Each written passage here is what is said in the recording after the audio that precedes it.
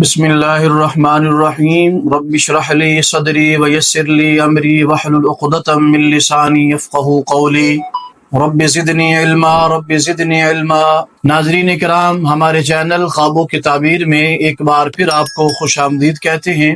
آج ہم جس خواب کی تعبیر کے بارے میں گفتگو کریں گے وہ ہے خواب کے اندر پرواز کرنا یعنی اڑنا۔ ناظرین کرام، خواب کے اندر پرواز کرنا کے بارے میں علماء کرام نے بہت ساری تحقیقات فرمائی ہیں۔ سب سے پہلی بات یہ ہے کہ آج ہم بات کریں گے اگر کوئی خواب کے اندر شخص پرندوں کی طرح اڑتا ہے، یعنی ایک جگہ سے دوسری جگہ اور دوسری جگہ سے تیسری جگہ، اس کی تعبیر کیا ہوگی؟